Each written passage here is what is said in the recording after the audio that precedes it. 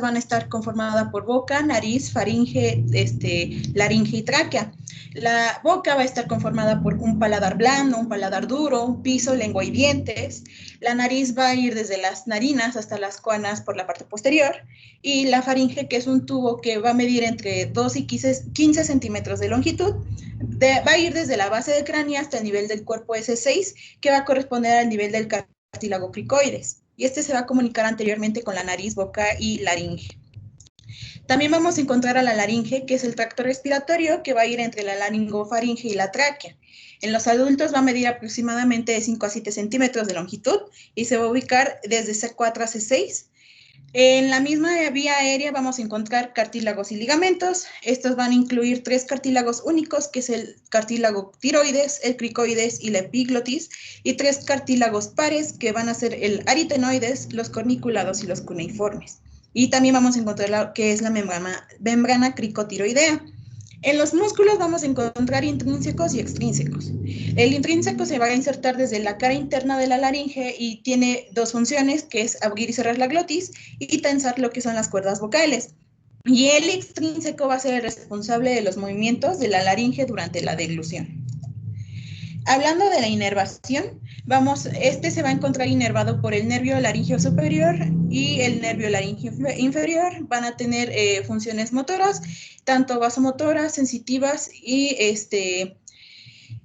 el nervio laringeo superior va a corresponder a un arma del décimo par y también vamos a encontrar el nervio laringeo inferior o el nervio o recurrente. Ya entrando ya como tal a los traumatismos, estos se van a dividir en 5 grupos. Traumatismos de partes blandas, supraglóticos, glóticos, subglóticos y los traumatismos traqueales. Bueno, ya sea una herida penetrante o contusa, estos dos pueden causar lo que es una disrupción de la laringe o de la tráquea. Estos pueden provocar lo que es una obstrucción de la vía aérea o pueden provocar una hemorragia dentro del árbol traqueobronquial. Por lo tanto, es importante establecer una vía aérea definitiva. Más adelante vamos a observar cómo si esta es por traqueostomía, por intubación orobotraqueal y bueno, etcétera. Bueno, el traumatismo laringio, va a ser infrecuente en un pequeño porcentaje de las víctimas de traumatismos. Más que nada, estos se pueden dar por accidentes automovilísticos, donde la zona más desprotegida del cuello puede quedar entre el volante, en accidentes recreativos, en agresiones que lamentablemente son por violencia doméstica, en lesiones deportivas, en estrangulación. Sin embargo, también podemos encontrar lesiones en lo que son por una mala técnica de intubación o por objetos punzocortantes. Bueno, como ya venía diciendo, si también encontramos lesiones en laringe y tráquea, también puede haber una compresión por hemorragia de los tejidos blandos del cuello y también podemos causar una obstrucción parcial de lo que es la vía aérea. ¿Cuáles van a ser las manifestaciones clínicas? Hablando de los signos y síntomas, es muy importante, la historia clínica, porque tenemos que tomar en cuenta 3 aspectos. Uno, lo que es la evolución de los síntomas, cuándo fue el accidente, el mecanismo de la lesión, cómo es que el paciente se lesionó, y 3, la trayectoria de cualquier arma involucrada. En nuestro caso clínico, vamos a observar que nuestra paciente fue apuñalada en las zonas 2 y 3 del cuello, que las vimos anteriormente en la clase anterior. Y bueno, ya hablando de la exploración física, podemos encontrar en el paciente hemoptisis, puede tener estridor o crepitaciones. También podemos encontrar el hematoma en expansión, perdón, y bueno, un déficit en el pulso o hay presencia de chasquidos o soplos con signos de lesión vascular. Hablando de los estudios de imagen, podemos realizar radiografías convencionales de tejidos blandos, podemos realizar tomografía computarizada, también se pueden realizar esofagoscopía y estudios de deglución con contraste y podemos realizar una angiografía en caso de que haya lesión de grandes vasos. Como podemos observar en estas imágenes, aquí podemos encontrar lo que es la equimosis anterior del cuello. Si se pueden dar cuenta, la lesión se encuentra en la parte medial del cuello, que es la parte más desprotegida de esta zona. Y bueno, aquí en la imagen de su derecha podemos encontrar lo que es un rastreo por tomografía, en la cual podemos observar una fractura paramediana. Si pueden observar la flecha, pues aquí lo está indicando. Y esta fue realizada por un traumatismo contuso agudo laríngeo. Bueno, también, ¿cómo vamos a clasificar estas lesiones laríngeas? Como ya lo habíamos visto de manera general la clase anterior, esta es una de las escalas, donde la vamos a dividir en 5 grupos, que es, en el grupo 1 nos habla de un hematoma endolaríngeo menor, ahí vamos a encontrar afección mínima de lo que es la vía respiratoria, y si existe, y bueno, no va a haber fracturas detectables. En el grupo 2 vamos a encontrar hematoma o edema endolaríngeo, va a estar vinculado con la vía respiratoria afectada. También vamos a encontrar laceraciones mucosas menores sin cartílago expuesto. Y vamos a encontrar fractura no desplazada mostrada por TAC. En el grupo 3 vamos a encontrar un edema endolaríngeo masivo, también habrá obstrucción de la vía respiratoria, también habrá desgarros mucosos con cartílago expuesto, cuerdas vocales inmóviles. En el grupo 4 vamos a encontrar el mismo cuadro que en el grupo 3, solamente que vamos a observar más de dos líneas de fractura en los estudios de imagen, y también habrá alteración masiva de la endolaringe. Y en el grupo 5 pues vamos a encontrar separación laringotraqueal. Hablando del tratamiento, bueno, en la mayoría de los casos, la mayoría van a ser casos de urgencia. Vamos a encontrar pacientes inestables y de los cuales la intubación es una de las medidas que se tienen que tomar. Sin embargo, pues a la llegada de la escena, pues tenemos que asegurar que la vía aérea esté permeable. También tenemos que obtener estabilidad hemodinámica si es que hay un sangrado, y pues inmovilizar la columna cervical. Hablando de la tabla anterior que ya vimos, también se va a realizar lo que es nuestro manejo. Si encontramos lesiones del grupo 1, vamos a mantener en observación. Tenemos que administrar oxígeno humidificado, antibióticos, glucocorticoides, algunos medicamentos antirreflujo. También tenemos que elevar la cabecera en la cama, y debemos de mantener el reposo vocal. Si hay lesiones del grupo 2, podemos realizar intubación orotraqueal o traqueostomía, más evaluación endoscópica. También se aplican antibióticos y glucocorticoides. En el grupo 3 vamos a realizar evaluación endoscópica. También se realiza reparación quirúrgica abierta, ya sea con o sin stent o traqueostomía. Al igual que en el grupo 4, y en el grupo 5 vamos a realizar también intubación orotraqueal o traqueostomía. Vamos a realizar lo que es la evaluación endoscópica. También debe de haber una reconstrucción de la vía con una anastomosis término-terminal con o sin el uso del stent. Aquí también podemos encontrar ya un algoritmo general para el tratamiento agudo de lo que es el traumatismo laríngeo externo. Partimos desde una historia clínica, la exploración física. Si encontramos vías respiratorias estables, se realiza lo que es un examen con fibra óptica, y bueno, al final se mantienen en observación, en estudios seriados con fibra óptica, y pues un tratamiento médico. Sin embargo, si encontramos afecciones de la vía respiratoria, podemos realizar traqueotomía o intubación. También, bueno, después se realiza laringoscopía directa o esofagoscopía rígida, que más adelante vamos a hablar de eso. Y bueno, podemos encontrar si hay desgarros graves de tejidos blandos, laceraciones o alguna endolaringe inestable, pues se continúa con la exploración quirúrgica. Y si encontramos fracturas o cartílagos expuestos, también se realiza lo que es la exploración quirúrgica.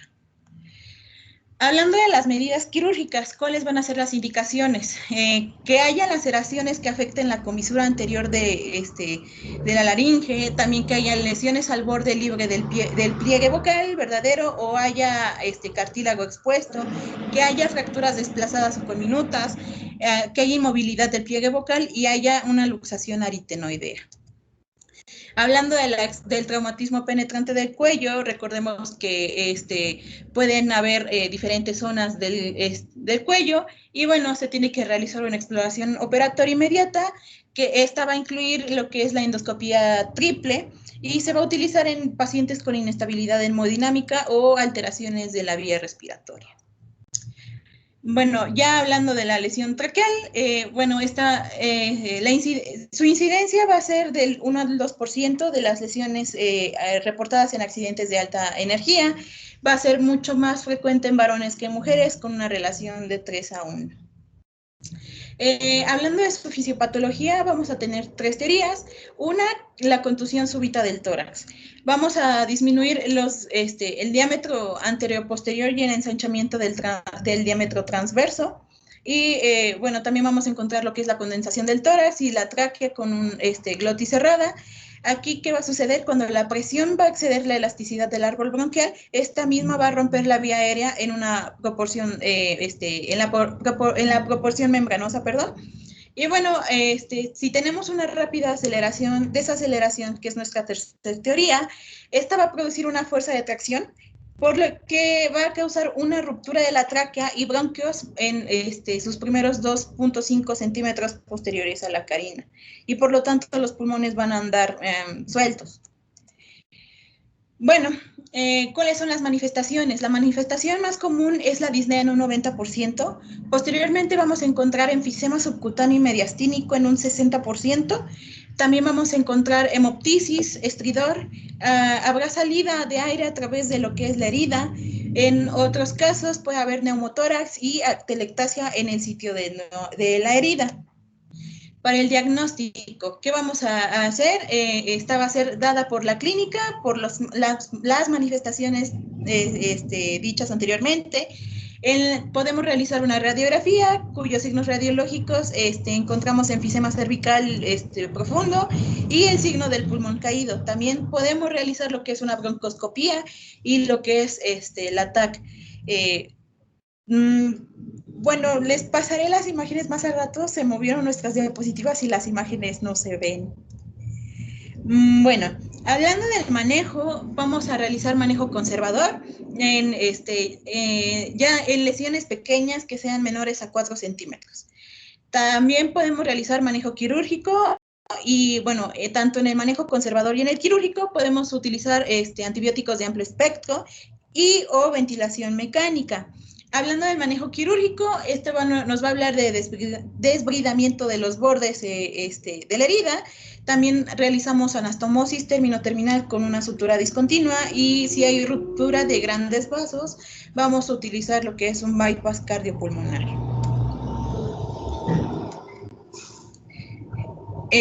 Sí me pudieron escuchar. Es que creo que mi internet está un poco inestable. Sí, te escuchamos.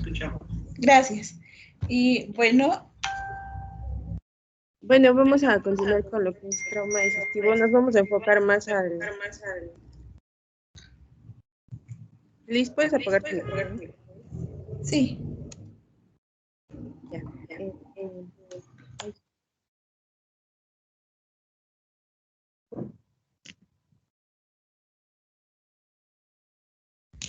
Lesiones, bueno, un traumatismo digestivo es una lesión orgánica producida por la suma de la acción de un agente externo que junto a las reacciones locales y generales provoca el organismo ante dicha reacción que se va a manifestar.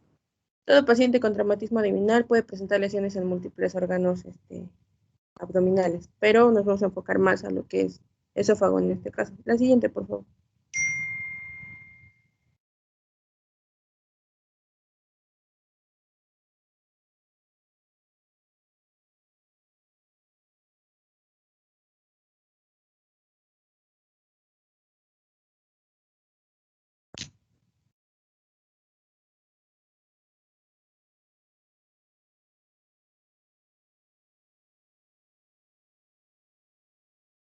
En cuanto a su epidemiología, va a constituir uno de los traumatismos más frecuentes que van a precisar el ingreso en un centro hospitalario. Entre las principales causas de muerte, cuando hay un traumatismo, es por lesión de algún vaso principal o, en segundo caso, una sepsis.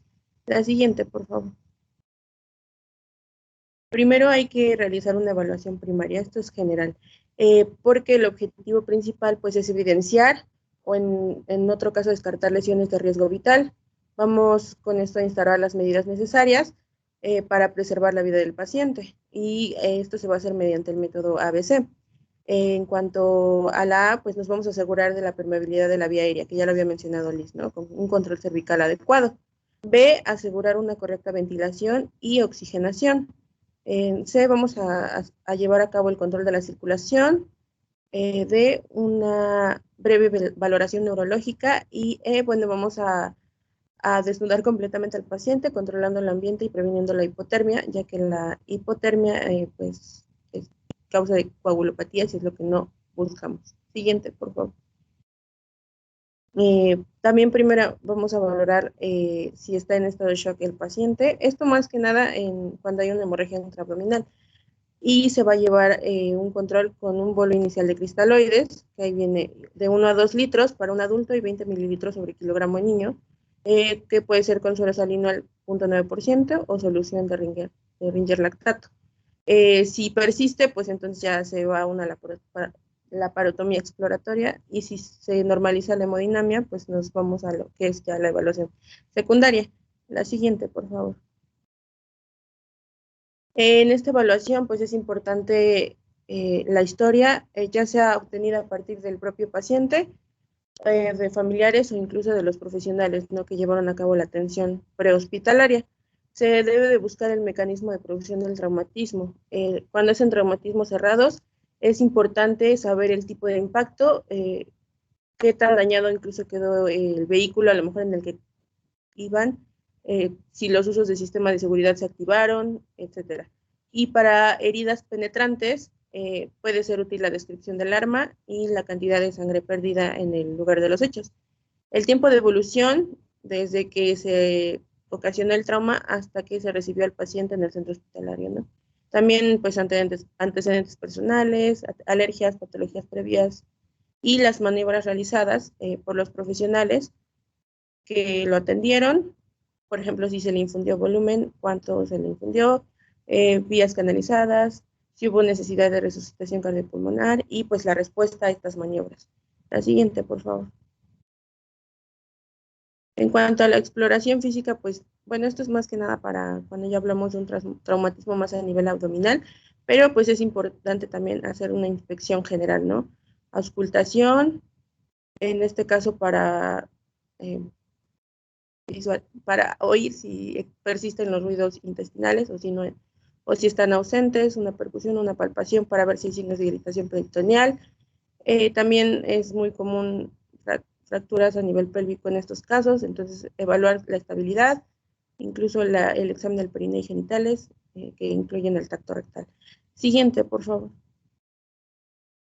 Ya en cuanto a diagnósticos específicos, pues hay muchas lesiones que se pueden hacer evidentes en este tipo de traumatismo, como las pancreáticas, genitourinarias, fracturas pélvicas, como ya les había dicho, y sus lesiones asociadas.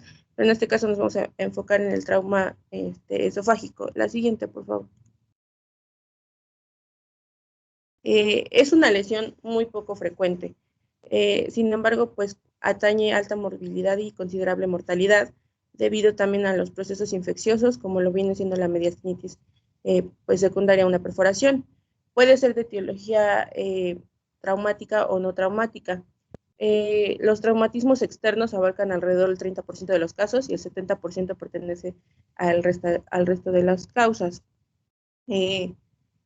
Estos traumatismos son más frecuentes en el cuello al no poseer la protección de la caja torácica y van acompañados de lesiones de otros órganos. A nivel cervical y abdominal, la causa más frecuente es por traumatismo penetrante, y a nivel torácico, además de lo que son las heridas penetrantes, pueden observarse por traumatismos cerrados y por barotrauma. Esto ocurre en el esófago inferior abdominal, ya sea por diferencia de presión del tórax y el abdomen o por vómitos postraumáticos. A veces, cuando se desgarra el esófago, incluye también al estómago. La siguiente, por favor.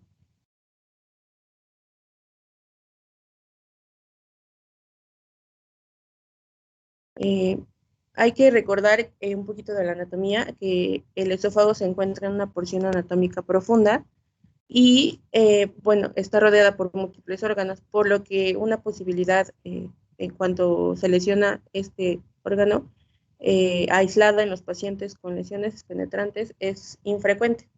La siguiente, por favor. En cuanto a la irrigación, hay que recordar que no es rica, principalmente proviene de la tiroidea inferior, de las arterias bronquiales, de las intercostales y de la aorta. Estas situaciones de importancia al considerar el fracaso de las líneas de sutura o de anastomosis.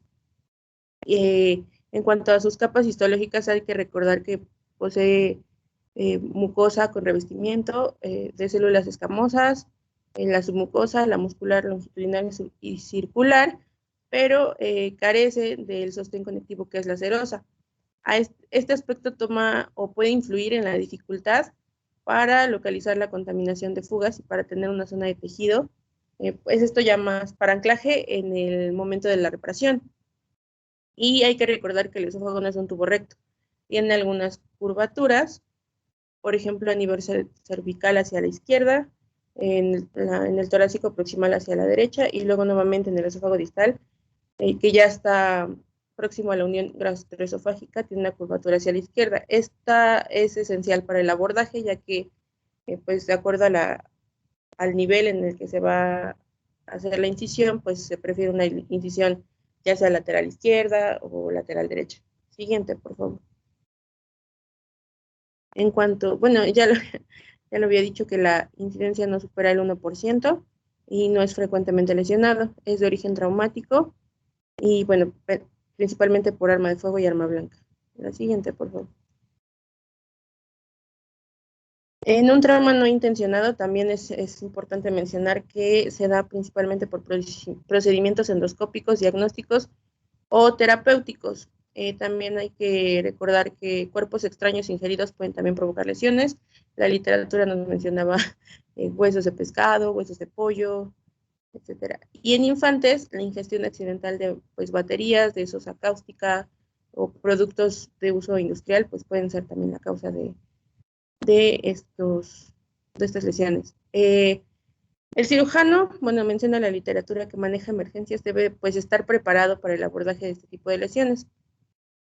Pero pues también menciona que lamentablemente por la baja incidencia, pues a veces la experiencia no individual en este tipo de abordajes no es muy buena. Por eso es importante hacer un diagnóstico oportuno y un tratamiento, pues, igual oportuno y adecuado. La siguiente, por favor.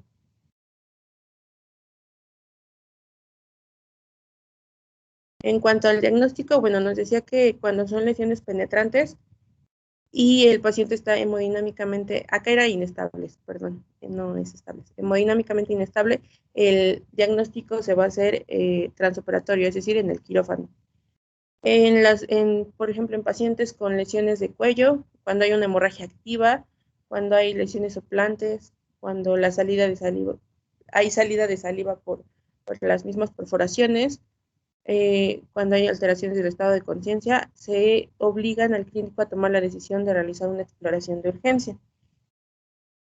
Por principio quirúrgico, siempre que un proyectil tiene entrada, debemos buscar efectivamente, pues, la salida.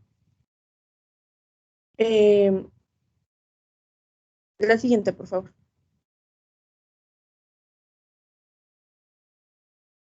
En caso, bueno, ya hablando de los casos específicos de lesiones, por ejemplo, en las lesiones del esófago torácico, la búsqueda expedita transoperatoria pues no es tan fácil como en la región cervical. Esto ya la sospecha debe de darse ante lesiones penetrantes transmediastinales. Acá va a ser tiene mayor importancia la endoscopia transoperatoria, o también se puede realizar la insuflación de aire o instalación de sol de metileno cuando se tiene, pues, ya abierto el tórax.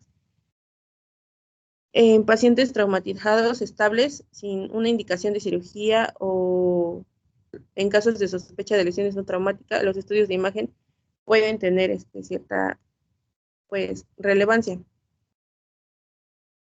Aquí en las imágenes se puede ver, bueno, en la figura 1 hay heridas múltiples en el cuello, más sangrado activo, pues lo que ya es indicativo, ¿no?, de exploración sin estudios de imágenes, y estamos viendo como tal la lesión.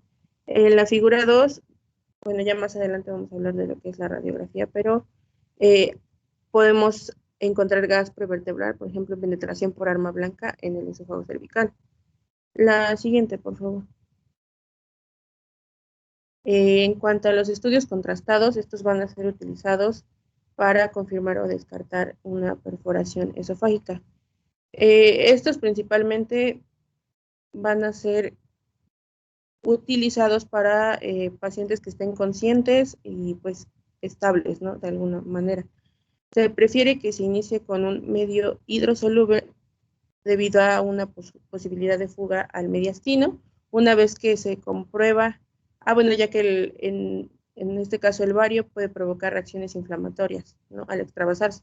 Si se comprueba que no hay extravasación, ya se complementa el estudio con bario, ya que este incrementa pues su sensibilidad. La siguiente, bueno, en las imágenes podemos ver aquí en la figura 1 una salida de material de contraste a través de lo que es una perforación del esófago. Y en la figura, bueno, acá dice figura 5, una fuga del esófago torácico por proyectiles de arma de fuego. Incluso hasta que los proyectiles ahí llegan a presión. La siguiente, por favor. Y bueno, aquí también hay otra figura que es la vista lateral de la fuga por lesión por proyectil. Bueno, igual se deben de buscar proyecciones tanto anteriores como laterales. La endoscopía se puede ayudar a incrementar la sensibilidad de lo que ya son los estudios contrastados, sobre todo en las lesiones de la hipofaringe, porque los estudios contrastados no tienen una alta sensibilidad en esta parte, en la hipofaringe. En los primeros, bueno, también tiene la ventaja de realizarse transoperatoriamente, y bueno, esto ya es indispensable, ¿no?, la presencia de lo que es el equipo, que hoy en día pues es más fácil ya tenerlo a la mano.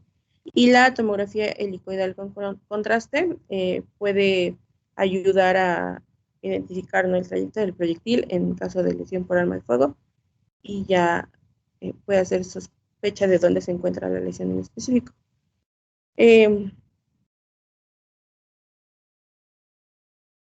También una alternativa a la esofagografía, bueno, los estudios ya que la complementan son la esofagografía o esofagoscopía. Y pues también una alternativa en caso de que no esté la esofagografía, puede ser la TAC, también con ingestión de medio de contraste.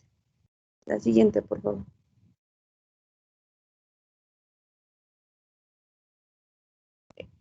Uno de los factores que pues influencian los buenos resultados en trauma de esófago es el abordaje y la reparación temprana de esto. Por lo tanto, como les decía, debemos encaminarnos a realizar un rápido diagnóstico. Se deben de evitar cirugías innecesarias, es decir, se deben de evitar cirugías innecesarias, y ya que para descartar nos decía la literatura que incluso para descartar una lesión no se justifica un elevado número de operaciones, ¿no?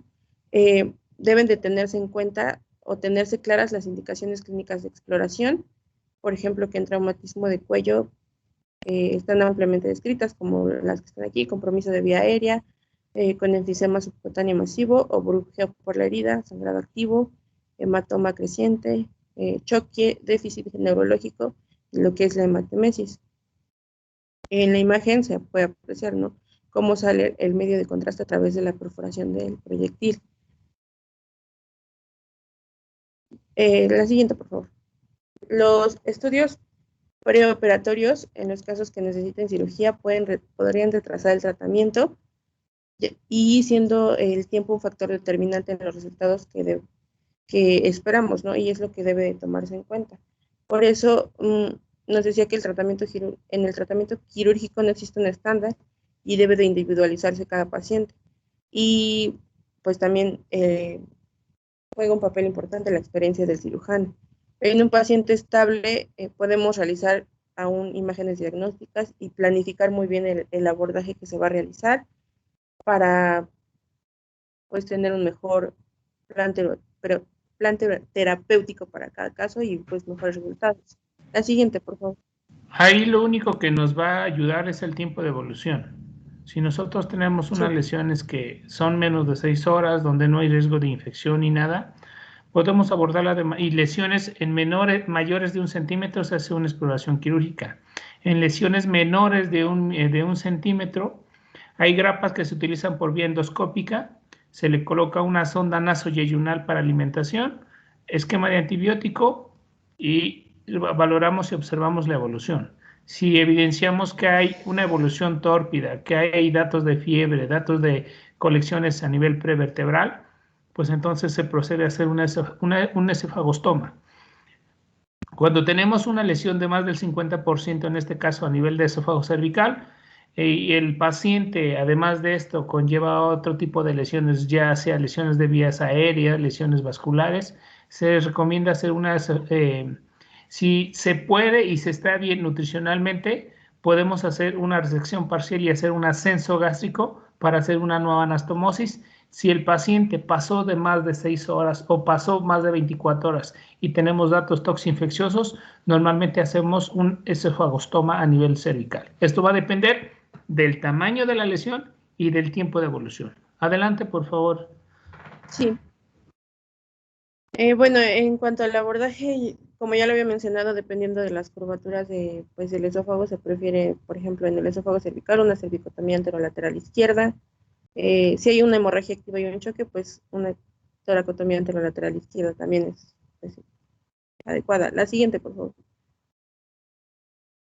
En cuanto a la reparación, este tratamiento guarda los mismos principios que en el manejo de las lesiones del resto del tracto intestinal. Vamos a identificar las lesiones, se va a realizar un control de fugas, un desbridamiento y pues una reparación primaria. La siguiente, por favor.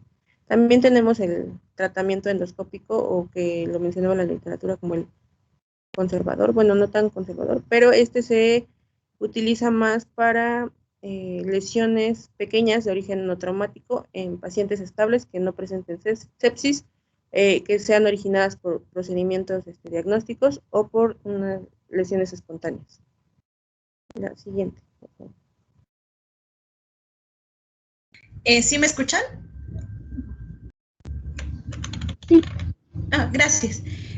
Bueno, como sabemos, ya en los traumas no solamente vamos a encontrar que esté lesionado de una sola zona, sino que van a ser de varias. Por lo tanto, también vamos a hablar de la clasificación por las escalas de gravedad. Vamos a encontrar índices de gravedad e índices pronósticos. Los índices de gravedad los vamos a clasificar en 3. En fisiológicos, en anatómicos y en los mixtos, que va a ser una combinación de estos dos. Hablando de los fisiológicos, podemos encontrar el índice de Krams, el de Glasgow, que ya lo conocen, y el Trauma Score. Los anatómicos, la escala de severidad de lesiones y sus variantes, y los mixtos, hablamos del ASCOT, que bueno, ya clasifica tanto Glasgow y la escala de severidad de las lesiones. Y bueno, también vamos a hablar de índices pronósticos, como es el TRIS, el ASCOT y el ISIS. Ok, aquí hablando de la escala de Krams, bueno, va a tomar en cuenta varios perímetros, de ahí su nombre, por las siglas en inglés. Vamos a tomar en cuenta circulación, respiración, abdomen, motricidad y lenguaje. Aquí, si tenemos una puntuación mayor o menor, bueno, más que nada mayor a 6, según el artículo donde encontré esto, la escala pues va a ser mucho más grave. Y también vamos a encontrar lo que es la escala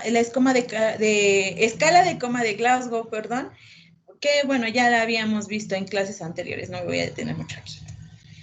También encontramos la escala de coma de Glasgow para pacientes pediátricos, porque no solamente vamos a encontrar accidentados adultos, sino que también vamos a encontrar muchos niños accidentados.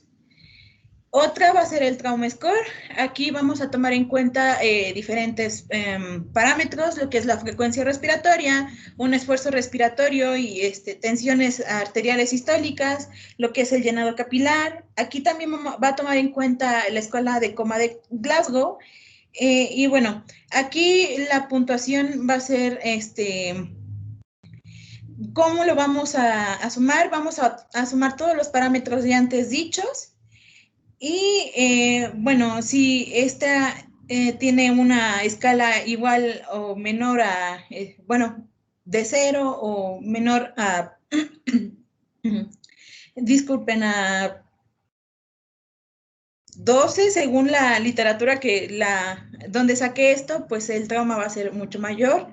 También encontramos lo que es el trauma score revisado, ya tomando únicamente tensión arterial sistólica, la frecuencia respiratoria y lo que es el Glasgow. También vamos a encontrar lo que es el índice de la severidad de las lesiones. Esta va a tomar su puntuación mediante las diferentes regiones corporales. Aquí vamos a encontrar cabeza, cuello, tórax, abdomen, órganos pélvicos, extremidades y tegumentos. Si la escala es mayor a 25, pues el paciente se va a encontrar en una escala, bueno, va a estar mucho más traumatizado.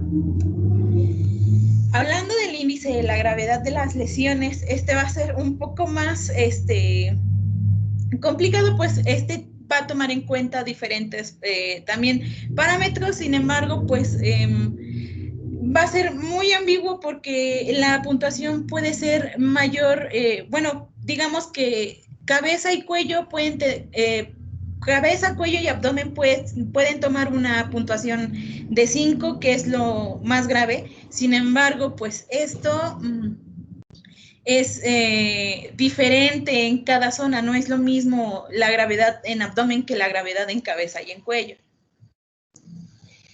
De igual forma, la escala abreviada de lesiones se va a complementar con la valoración de la gravedad de las lesiones. De hecho, de aquí van a partir. Estas van a tomar una puntuación del 1 al 6, que es de menor hasta incompatible con la vida. Y bueno, ya de las escalas de pronóstico, aquí también vamos a encontrar la escala de la caracterización de la gravedad del traumatismo, que es la escala de Ascot, que va a tomar en cuenta diferentes puntos como escala de coma de Glasgow, frecuencia respiratoria, presión arterial sistólica también. También encontramos la escala de la valoración de gravedad de lesiones y traumatismos. Y bueno, a grandes rasgos eso sería todo. No sé si de caso clínico, doctor, o no sé si me escuchan, mi internet está algo inestable. Sí, adelante con el caso clínico. Adelante con el caso clínico. Gracias. Un momento, por favor.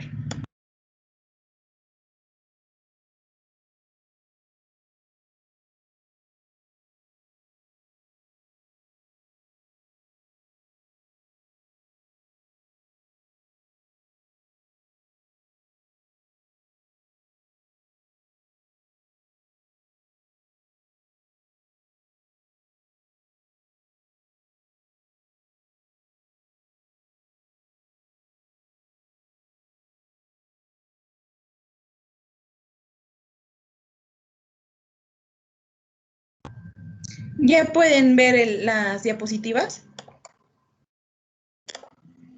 Ya, Sí, ya se ve. Sí, se ve. Gracias. Bueno, nuestro caso clínico habla de una lesión penetrante por objeto punzocortante en el cuello. Bueno, esta va a ser un femenino de 18 años de edad con embarazo del segundo trimestre. Esta va a ingresar al servicio de urgencias 20 minutos después de ser agredida con arma punzocortante, que es un cuchillo aproximadamente de 20 centímetros de largo. Atravesó al cuello entre la zona 2 y 3 del sitio de salida. Sí, aquí pueden observar la imagen. Aquí se encuentra la punta del cuchillo. Bueno, el examen físico tiene un Glasgow de 15 puntos, una tensión arterial de 168 milímetros de mercurio, tiene frecuencia cardíaca de 100 latidos rítmicos por minuto y una frecuencia respiratoria de 24 respiraciones por minuto. A la exploración física, el sangrado va a tener un sangrado moderado en el sitio de la salida, va a tener una limitación para la apertura de la cavidad vocal, también va a tener dificultad para movimientos de la laterización del cuello. Se van a encontrar mucosas regularmente hidratadas, va a tener una fonación normal, una deglución adecuada, va a tener un déficit sensitivo motor de extremidades superiores y ningún dato de compromiso de la vía aérea. También vamos a encontrar el precordio rítmico con un incremento de la frecuencia cardíaca. También habrá adecuada entrada y salida de aire a nivel pulmonar. Y bueno, el abdomen, vamos a encontrar un abdomen con fondo uterino a 15 centímetros de la sínfisis del pubis. Bueno, auscultando una frecuencia cardíaca fetal de 160 latidos por minuto sin dolor a la palpación. Bueno, en cuanto a los exámenes de laboratorio, solamente se reporta hemoglobina de 5 gramos sobre decilitro, hematocrito del 16%, leucocitos de 8.200, plaquetas de 150.000. El resto está dentro de parámetros de la normalidad. O sea, únicamente estos se encuentran dentro de parámetro, pues, no normal. La siguiente, por favor.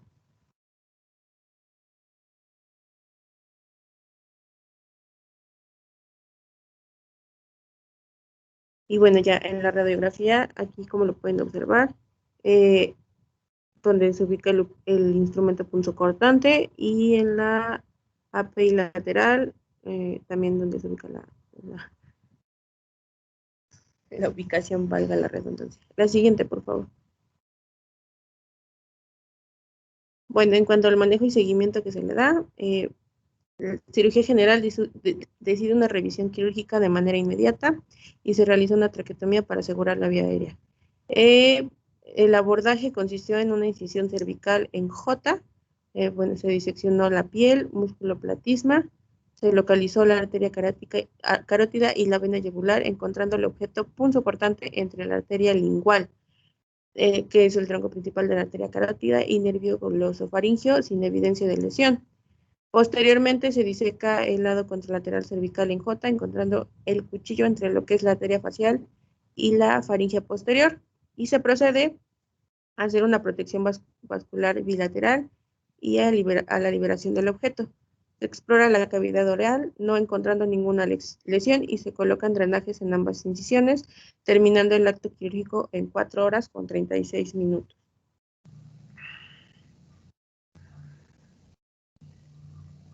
¿Tienes fotografías de la exploración? No recuerdo. Adelante, sigue, continúa. Se ingresa a UCI, donde se mantiene con apoyo ventilatorio mecánico por lo que son las 24 horas. Se transfunden durante su estancia concentrados eritrocitarios hasta mejorar la hemoglobina a 12 gramos, y se realiza una endoscopía de tubo digestivo reportándose normal.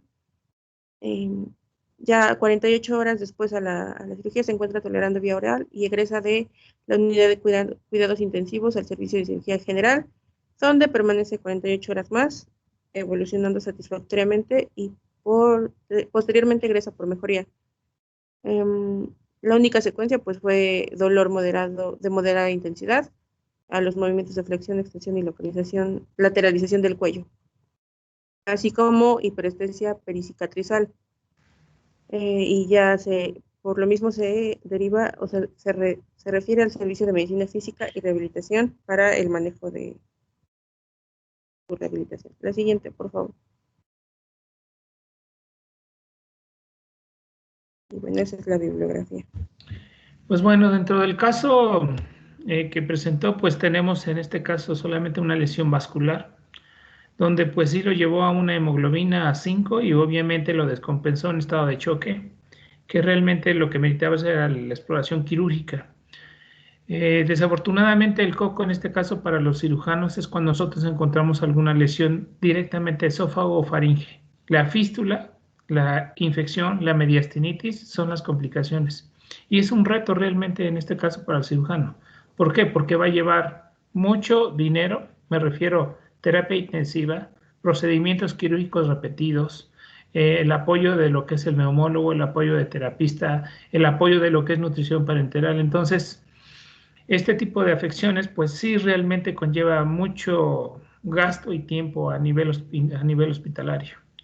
Este paciente, pues se dan cuenta, solamente hubo lesiones vasculares, no hubo ningún problema en este caso con ligar el vasito. Tenemos las contralaterales en la cual uno va a dar la irrigación y el paciente pues, se fue bien.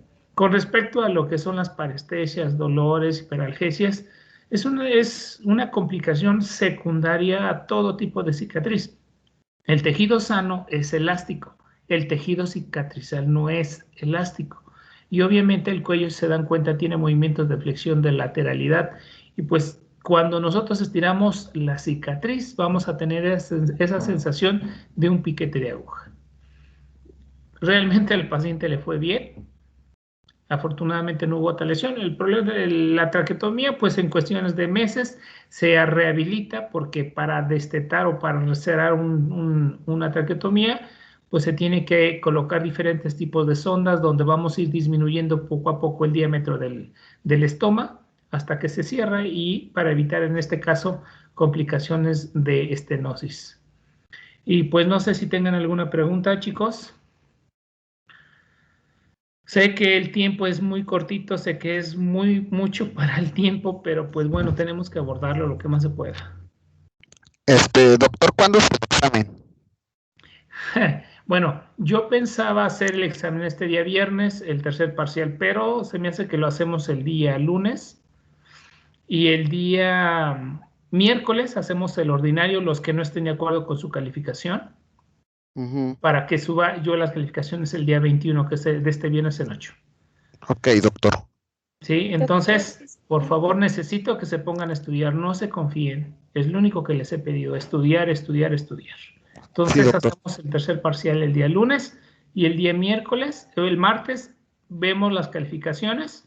El que no esté de acuerdo, hace ordinario y ya presentamos las calificaciones ese día y ya subo las calificaciones el día 21. Ok, gracias. De acuerdo, doctor. Gracias. ¿Sí? Bueno, pues ahorita por el momento vamos a continuar con las clases. Mañana vemos lesiones neurológicas y vasculares de cuello para que le digan a los chicos que les toca. Doctor, según el calendario de la escuela, mañana y el próximo lunes no hay clases. Ah, Sí, pero no sé.